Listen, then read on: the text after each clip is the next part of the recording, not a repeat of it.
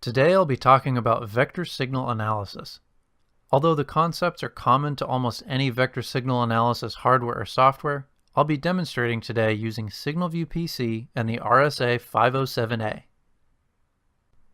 Vector signal analysis is the basis for modern RF signal analyzers, and it relies on the fact that the RF signal is down-converted to baseband I and Q signals, which are then digitized over a given amount of time. Almost without exception, SignalVu-PC performs math on baseband I and Q signals to produce measurements and display data. For more information on IQ signals, see the link in the description below.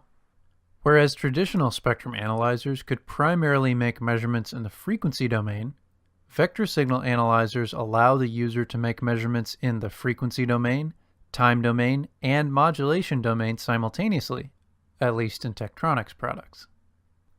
Vector signal analysis lets the user see their signal in terms of amplitude, phase, and frequency versus time. Confirming the hot pattern of a frequency agile signal, measuring the phase shifts of a phase-modulated signal, or characterizing the behavior of signals with amplitude changes is difficult or impossible with a traditional spectrum analyzer, but it is trivial with a vector signal analyzer. Since the time domain is important in vector signal analysis, we will be talking about common visualization and measurement tools, such as amplitude versus time, frequency versus time, and phase versus time. We will also discuss the importance of controlling your acquisition time. I have created a signal with an arbitrary waveform generator that has some interesting characteristics that demonstrate the value of vector signal analysis and time domain measurements. It's centered at 2 GHz and resides within a 40 MHz span. From preset, let's set our center frequency and span to acquire the signal. I'm going to use the real-time spectrum display so I have a clearer picture of how the signal behaves. And I'll add the time overview, amplitude versus time, and frequency versus time displays. On the real-time display, we can see that the signal does not have a constant frequency or amplitude. Let's capture a stable signal and I'll give some examples. Notice our signal is jumping all over the place in both the spectrum display and all the time domain displays. This is because the analyzer is in free run mode, where it just captures and processes data as fast as it can without reference to the presence of signals. We can use a trigger to stabilize the acquisition based on certain signal characteristics. To do this, we'll go into the trigger menu, set the source, type, slope, and level. Once you've set those parameters correctly, don't forget to select the triggered bubble to turn the trigger on. To dig deeper, let's take a look at the time overview display. This is probably the most important display in SignalVu-PC for vector signal analysis, and if you're comfortable using it, the rest will be a breeze. Time overview controls the acquisition length and what portion is being analyzed. It shows time on the horizontal axis and signal power within the acquisition bandwidth on the vertical axis. You can think about it as an amplitude versus time display with a little bit more control. The entire window represents the amount of time captured in a single acquisition. You'll notice there are curtains in the display that correspond to the bars up above the display. The red bar is the spectrum time control, and the blue bar is the analysis time control. Spectrum time lets you control which portion of the acquisition data is being fed to the FFT engine that produces the spectrum display. Its length value is automatically set by the resolution bandwidth value controlled by the spectrum display. Analysis time lets you control which portion of the acquisition data is being fed to all the other time domain measurement displays. There are 2 notable controls here, offset and length.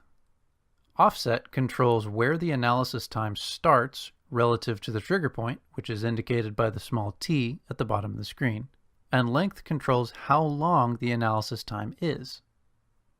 You can control spectrum and analysis time separately, or you can link them together, although I generally recommend leaving them separated and leaving the spectrum time alone unless you have some very specific needs.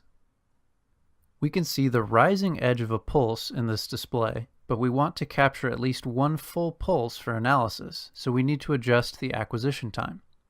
The best way to do this is by adjusting the analysis time length.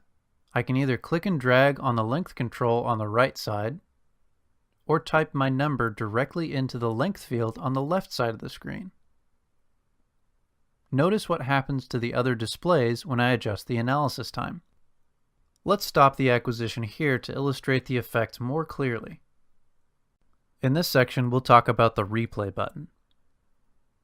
As I mentioned earlier, vector signal analysis relies on IQ data, and the replay control allows you to feed the data SignalVu-PC has already captured back through the measurement algorithms so you don't have to reacquire data to adjust your measurement. When I adjust my spectrum time to surround just the first pulse in my record and click replay, the spectrum display reflects the frequency and amplitude of only that pulse.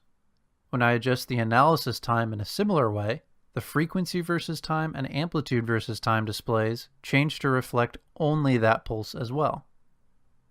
I can add markers on those displays to check out the signal's characteristics. Note that these markers are all time correlated and they track with each other across all the time domain displays. Giving the user control of captured data is important for any successful time domain measurements, and SignalVu-PC provides this control using the time overview display. People often ask why we separate analysis time and spectrum time. We do this to allow users to separate their time and frequency domain measurements. There are tests that require a long time domain measurement while simultaneously monitoring the spectrum at a specific place in time. This video provided a basic rundown of the vector signal analysis capabilities of SignalVu-PC, including the time overview display. Thanks for watching.